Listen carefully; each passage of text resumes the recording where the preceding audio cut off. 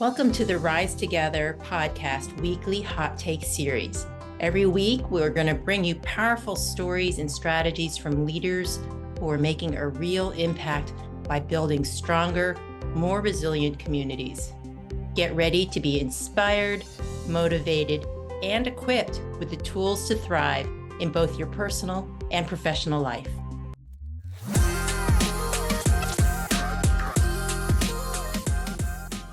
Hi, everybody. This is Beth Almaris with the Foundation for Family and Community Healing. We're a nonprofit that's really passionate about helping individuals and organizations build strength and resilience through skill-based education and leadership development. I'm really excited today. We have a great guest. Emma Canarick is with us, and she is the Chief Philanthropy Officer for the Johnson Family Foundation. Hi, Emma. Hi, good to see you. Good to see you too. As a longtime nonprofit person, it's a real thrill for me to be able to talk to somebody from your organization. So why don't you tell us about your foundation? I oversee a couple of family foundations based in the United States. And then I also oversee a giving program in the Guanacaste region of Costa Rica. And essentially these are giving entities that are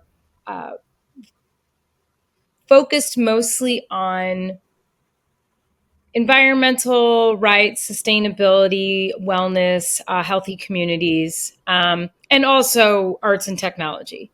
And really, these entities are from an intergenerational, wealthy family that has prioritized philanthropy and family philanthropy as a major, dare I say, business that they're doing. So it's how they almost primarily navigate the world is through their philanthropy. How incredible is that, especially in today's world with some of the things that we've been seeing, Yep. To have people really do good in the world with their money. Yep. It's something remarkable. It's something that I absolutely admire about the family that I work for. My chairman in particular has an imagination for what could be that is unparalleled, a vision for a good and well future. And he does it. He puts his money where his mouth is. He starts with his own personal practice of meditation, spiritual awakening, higher consciousness, deep work on himself and the corner of the world that he's trying to cultivate. So it's a beautiful, beautiful thing. That's really incredible. How did you find your way into working in philanthropy? I always wanted to be in service. I always wanted to be in the social services world. And so when I graduated from university, I moved to New York City. I was all the way out in Portland, Oregon. I moved to New York City, and I had originally had designs to become a social worker, and but I got my first job at a nonprofit. It was at a settlement house in West Chelsea, New York City, and it was in the development department, and it was fundraising and resource development and individual donor engagement and events. Very typical development associate position. I was all of 22 years old, and I was like, okay, this is my first foot in the door. I'll eventually go back to school and get my MSW or my LS, whatever. And I very quickly realized that not only did I thrive in that kind of an environment where I was fundraising, I was connecting the dots, I was meeting people, I was putting them together, I was helping design programs and ideas around programs that would both meet a need in the community, but also be the thing that could help generate resources and human, intellectual, creative, and financial for the organization. And so I realized very quickly that I'd like to take this 10,000 and 30,000 foot level point rather than be one-on-one, which was what social work was going to ask of me. So rather than go back to school, I stayed the course and rose through the ranks in multiple organizations. So I was in a senior management position running the development department for an advocacy organization called Advocates for Children. And that was when I realized 10 years into development, being a pretty successful development professional, that I felt I was uniquely positioned to be a really impactful grant maker. And so I for positions in the foundation world. And as anyone who's been a fundraiser knows, becoming getting work in the foundation world, particularly when I was looking, which was the, mid aughts, so 2006, 2007, it's hard. People don't want to leave those positions. Yes, it's They're very hard. influential, they're powerful. But anyhow, I answered I saw an advertisement in a philanthropy trade website, and met my now 18 years later chairman. And one of the first things we talked about was the failure of philanthropy and the fact that we continue to, both on the nonprofit, on the social service and advocacy side, as well as the philanthropy and grant making side, continue to sort of work in these trenches and not take the field view and not learn lessons from particularly the political, legal, and community advocacy, which is about building consensus and developing strategic communications and really strengthening storytelling. And so we talked about that for a very long time, and just really connected on this sort of intellectual and philosophical level about what it meant to be a grant maker and what it meant to deploy capital in an influential way. And fast forward, I'm still with them. I'm with the family. I was hired as a program officer for one of the foundations, and now I oversee the philanthropic whole. So yeah, that's amazing. And it's very true. I think a lot of people really dream, if you're in the nonprofit sector, of getting into the foundation world, right? Getting into that philanthropic sector, whether it's as a program officer, if you've been leading projects for many years, the thrill of helping other people shepherd projects through is very appealing for sure. Yep. So what does it look like? So you're working with these organizations that are prioritizing all of these incredible things for the public and the people that you're working with. What does it look like internally for employees? What kind of investments are you making in their emotional well-being and health and things like that, if that makes sense? So we are a family office. So our employees include foundation employees. They include the finance team. They include operations and HR. And they also include everyone from personal and domestic staff all the way through to executive assistants and a chief of staff. So our family office has really leaned into wellness, and we've really leaned into supporting employees' own journey with what that looks like. So we've done everything from group and meditation instruction, where we do Zoom calls and we meet. And my chairman, who's obviously a principal of the family office, has underwritten almost all of it. He because he's so deeply invested in this kind of work for himself and how he wants to walk this earth, he's sharing that. And so we've done group instruction on meditation. We've done group instruction around nonviolent communications, which has been really fascinating from an organizational leadership standpoint, especially because we've had so many significant shifts in the last handful of years, because my chairman's father died in early 2020. And his passing marked a major generational transfer of assets, a major generational transfer in terms of who sat at the chairmanship, for the foundations, of who sat at the chairman level, and just sort of decision-making influence and authority shifted significantly. It went from being kind of a shared to singular, just with that generational transfer. So part of that was to get out in front of how people would feel about it.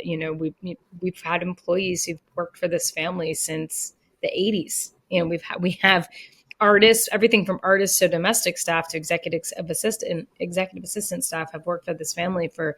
I'm not at the higher end. Like, I'm in the middle. People have worked we've stayed with these people for so long that when there were major shifts, we wanted to get out in front of how to talk about it, how it would make people feel, to lead with empathy and kindness, but also clarity for what those changes were and what the expectations were on the other side of that. So we've been very mindful about how to support people. And so the nonviolent communications and the meditation instruction has been part of it. We do get, simple stuff like a wellness stipend, and we get a annual professional development stipend as well, but that could be anything from, I want to go and take a business analytics course, or you can go do a 10-day silent retreat. It's whatever you want. And as long as you get pre-approval from the office, which is almost a guarantee if you are doing something that is about improving and bettering yourself, it'll happen. And so it's a very, very supported. We've started to talk about sabbaticals, which some people have already taken, but, sort of peppered throughout. I mean, I don't feel like it's quite yet been adopted as like, okay, you're in your 8th year. Okay, you're in your 16th year. Okay, you're in your 24th year, whatever. You now get to take a 1 month, 6 week, 8 week sabbatical. And it's actually like, we're going to encourage that. But that's being talked about.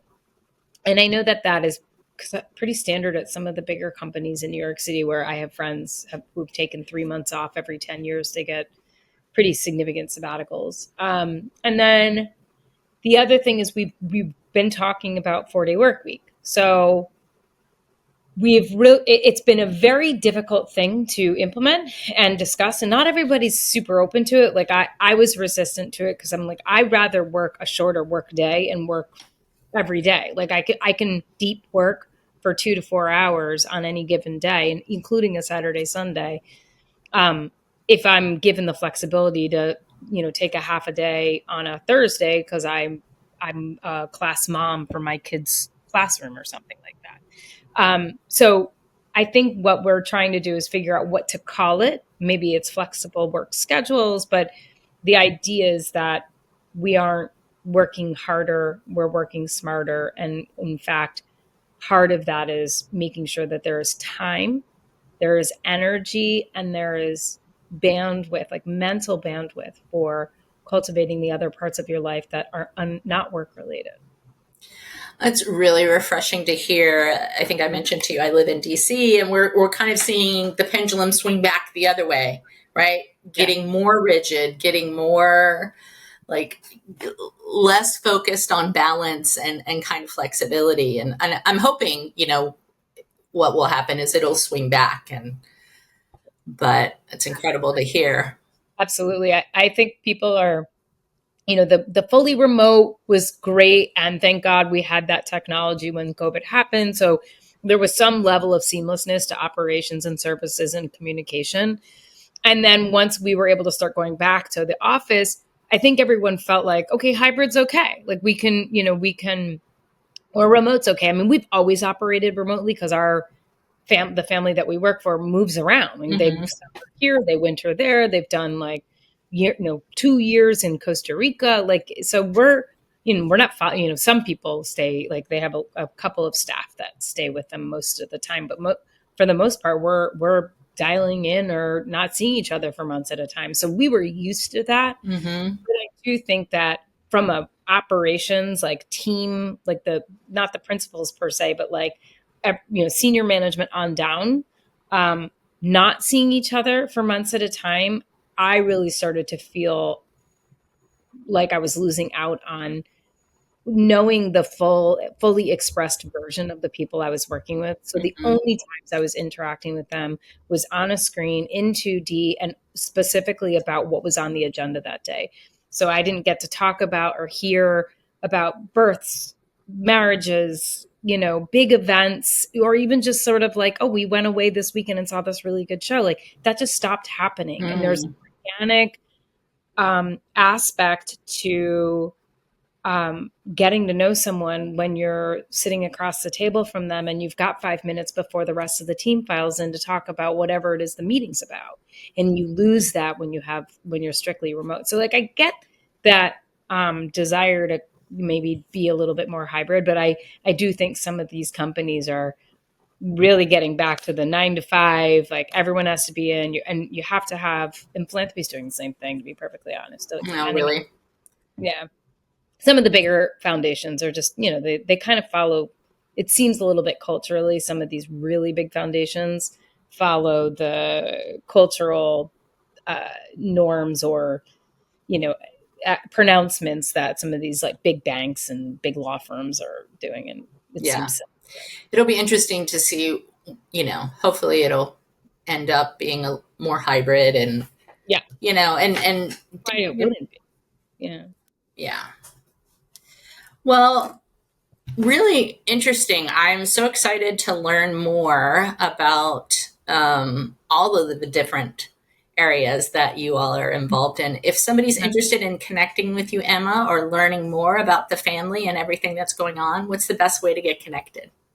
The best way is either find me on LinkedIn, which is Emma Canarick with my full name, or you can email me at emma@jsjmail.com. And that's probably the best way. And usually my responsiveness is within 24 hours. Amazing. Well, thank you so much for your time. It was great to meet you. And thank you to all our listeners. I'll see you next time. Thank you for joining us today on our Rise Together podcast weekly hot take series. We hope you've been inspired by today's stories and strategies for building stronger, more resilient communities. Remember, resilience isn't just about bouncing back. It's about growing through every challenge to become bigger and better. If you've enjoyed this episode, please make sure to subscribe, leave a review, and share it with somebody who could benefit from these insights. Stay connected, stay resilient, and we'll see you next time.